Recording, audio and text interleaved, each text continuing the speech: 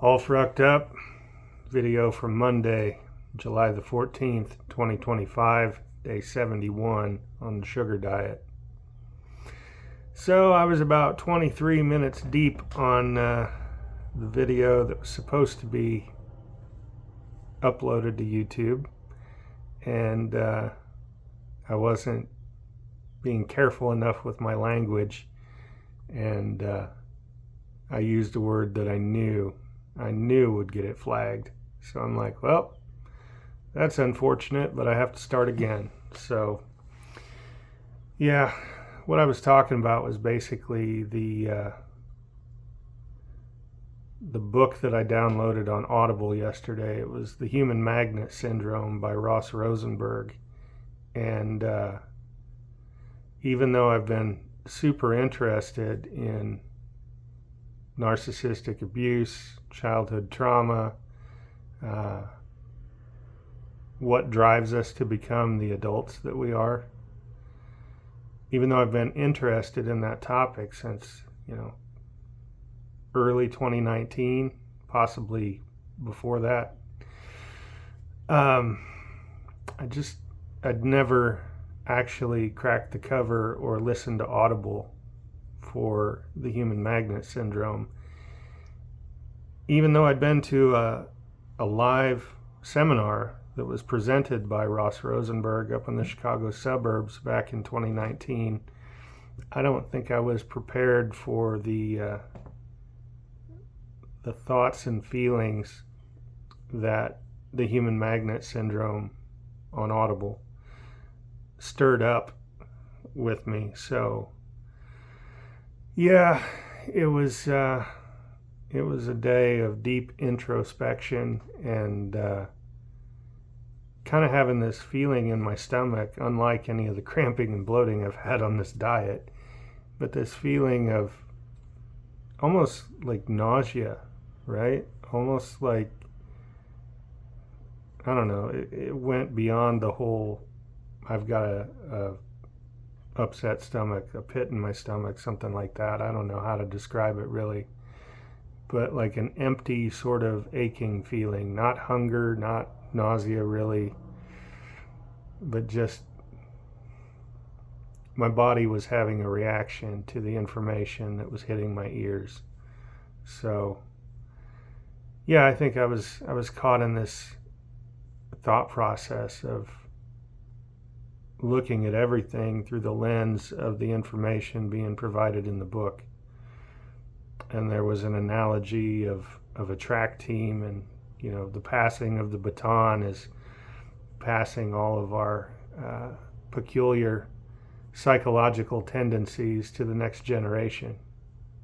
So I live along a highway, so when I'm recording these videos, sometimes distracted by people that I know driving by, that sort of thing. But yeah, the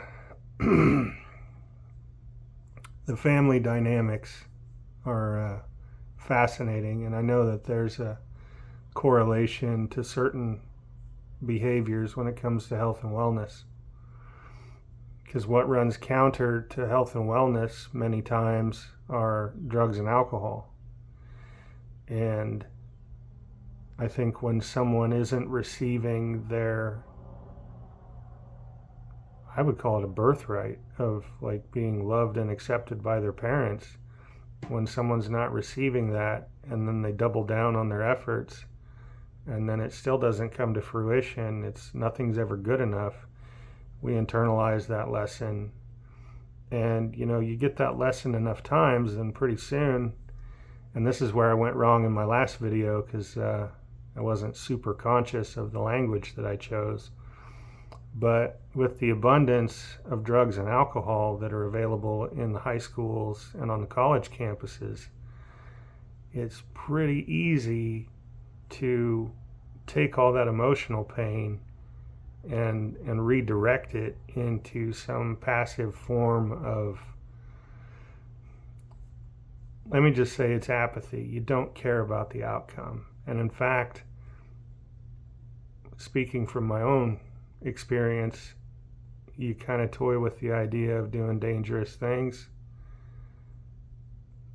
And in the back of your mind, you know that that's not right or correct. You know that there's something driving that, some primary driver. And I don't want to say it's all emotional, because I think there's a lot of cognitive processes that drive that too. But it's something beyond apathy. It's not caring, but it's like not caring on a magnitude where it's like, and it's not even rebellion either, because you don't care, or I didn't care that my parents, needed to witness something. I was just, doing my own thing, living fast. And yeah. So I say all that to circle back to the human magnet syndrome, and I was not prepared, apparently, for the information being disseminated by Ross Rosenberg within that book. So, yeah, it kind of triggered an emotional low point. And then with awareness, I think I was like, okay, well, these dots connect, and, this particular combination of experiences led to this takeaway, and that takeaway then dictated my behavior over this span of time. And over that span of time, all the negative results that I got as a result of the behaviors that were a result of the emotions that were tied back to this other experience, I was just looping.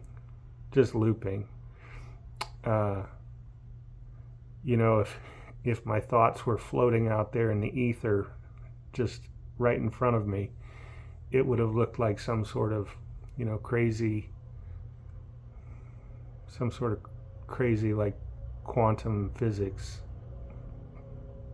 probably. I don't know. Yeah, I'm thankful to be on this journey to health and wellness. It hasn't happened accidentally. It's probably, in truth, some permutation of not feeling good enough. So I need to still improve. Like, that's the negative way of looking at it. The positive way of looking at it is, okay, well, I've made a conscious choice, a conscious decision to put all this bullshit behind me, and not just follow the herd, and not just be content to complain about my situation, but actively work to improve it. So I think there's a lot of value there. And going forward, to the extent that I'm able to in small town America, I'm going to actively look for a men's group, and maybe if there's not one around, then I'll just have to create it from scratch. Because work should be just for productivity. I'm aware that there's so many people that complain at work, and this miserable thing happened, and this personal issue is affecting their lives, and they were upset about something and they took it out on their kids, and now they feel guilty about that. And it's like, yeah, you don't want to do that to your kids, but guilt doesn't serve anyone. It's a pretty base emotion, and guilt doesn't solve anything. But I do understand some of the frustrations that people face, and even with my earbuds in at work, I often hear complaints from the people around me at the office, and at the VFW, and at the lodge where I'm a member, and it's like, man, everybody's hurting. Some people have settled in so well to that sort of mentality, that negative mindset, that much like, I don't mean to laugh, much like Dr. Joe Dispenza, I started to chuckle, because Dr. Joe Dispenza's nailed it, where it goes from you have an experience that was negative, a perceived negative at any rate, and then we let that affect our mood. And then he just keeps building on that, how mood, becomes, and I'm using probably the wrong words entirely, but mood becomes like a disposition, and then it becomes our personality, and then it's just this downward spiral of pretty soon we've settled into a life where, yeah, if someone were to see us, they'd know exactly what we were going to say next. The small details of whatever is going to come out of the person's mouth might vary day to day, but if they're struggling with money, it's going to be some permutation of, how there's not enough money, the scarcity mindset. If it's, someone facing interpersonal issues, then there's going to be some sort of complaint around social dynamics, relationship dynamics, that sort of thing. And it's pervasive in society because, yet again, everyone's going through something. And I can preach positivity, and maybe most days I can even, walk the walk of being a positive person. But yeah, there's times where something inside of us, like a certain interaction or new information or revisiting old information, such as what I was doing regarding narcissism, but I was revisiting an old topic from 2019 with new information via this book, The Human Magnet Syndrome. And sometimes I don't like the phrase, pushing someone's buttons, but it plucked some of the strings inside of me, inside my mind. I don't know what I'm trying to say, but it got to me, and it kind of triggered a low mood, and I'm still crawling out of that. I'm still coming back online at 100% because much like my phone here, my battery just felt very low.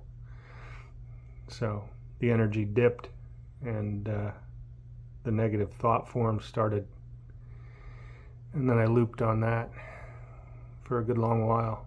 So yeah, I don't know what value there is to this video other than to say I recognize everyone's going through something, and it's not always possible to distance ourselves from the negative people. And it's also not always possible to love them where they're at. Some people you just need distance from. Some people you just don't need to revisit any sort of interaction with them. It's not to say they're bad people, but if they're not going to evolve, if they're just content staying stuck, or they don't know that there's even an alternative, might be a long time and a long road before they improve.